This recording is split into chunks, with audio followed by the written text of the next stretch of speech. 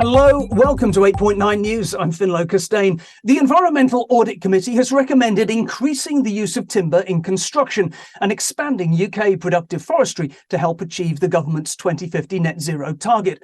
David McCulloch is the head of Carbon Store, the woodland carbon division of Tilhill. I asked him what level of shortage we're facing in our timber supplies. This is quite a serious situation. We need to be taking it seriously as a country. So to start with, by looking at what demand is projected to do out to 2050.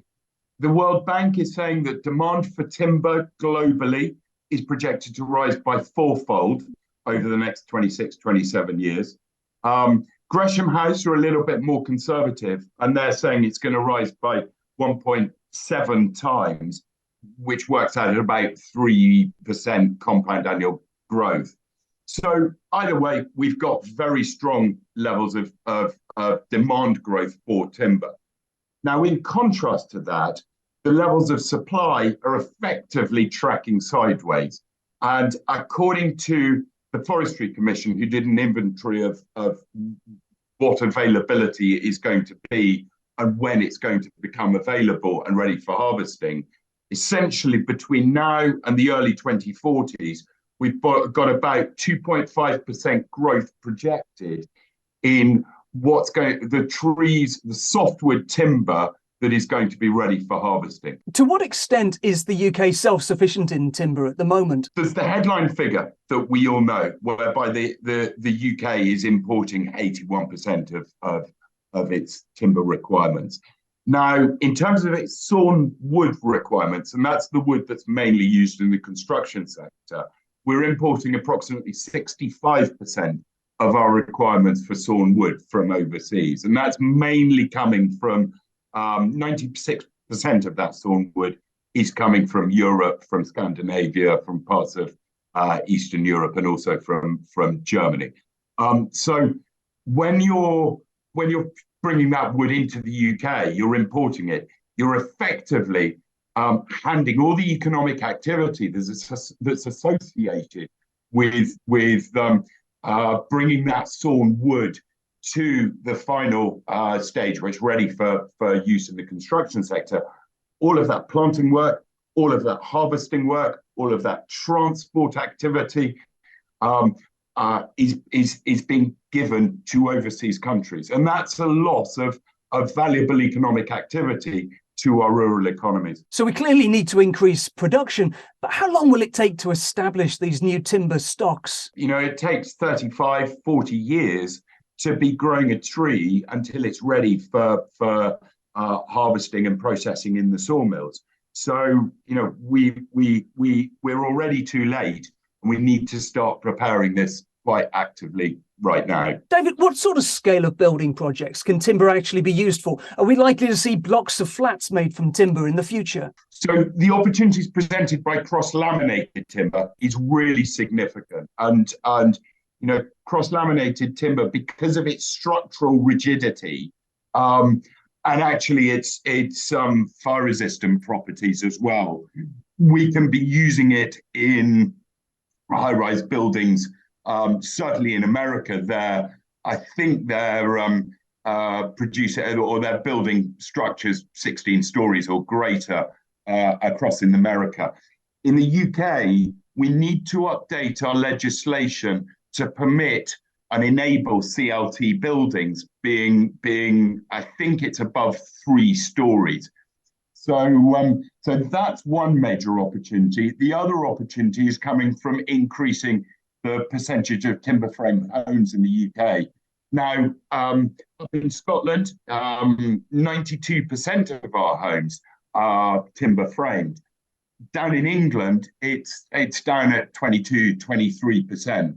And as we know, sort of England accounts for the vast majority of construction activity in the UK. If we're looking to greatly accelerate productive UK forestry, how can we ensure that this happens in balance with nature and that we don't just end up with large areas of monocropped Sitka?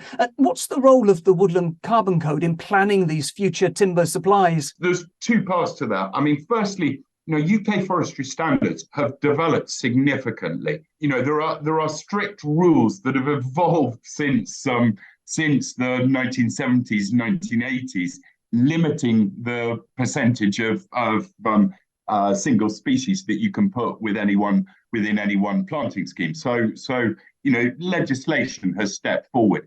Secondly, is the role that the Woodland Carbon Code plays and the way that influences the shape of new planting schemes. Now, the Woodland Carbon Code is the major driving force that's incentivizing new woodland creation right across the UK. And that, due to the technicality of its rules, is going to ensure that we're going to have at least 45% of planting schemes that are eligible for carbon funding are also going to be broadleaves.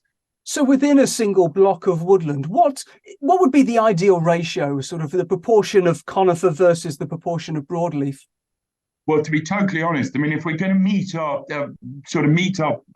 long-term timber requirements, we need to be looking at up 55-60% being conifer.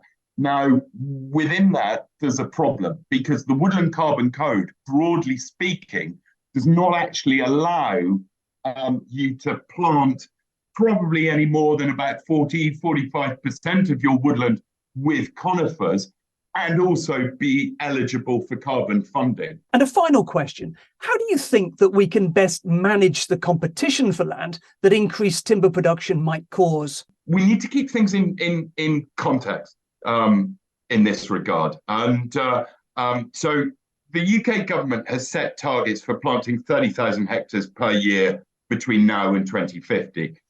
Now, what that equates to is effectively the proportion of woodland cover across the UK will rise from roughly 13% where we are at the moment up to 17.5% by 2050. So, that's a relatively small change in our land use structure. Going on from that, I would also say that we need to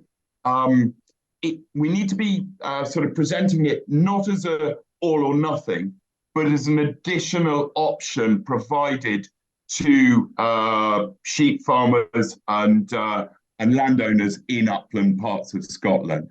And so we're providing them with a viable, economically sensible additional income stream whereby they're generating carbon funding, they're getting their timber income coming as an option further down the line, while also keeping their livestock farming going alongside their woodland creation opportunities.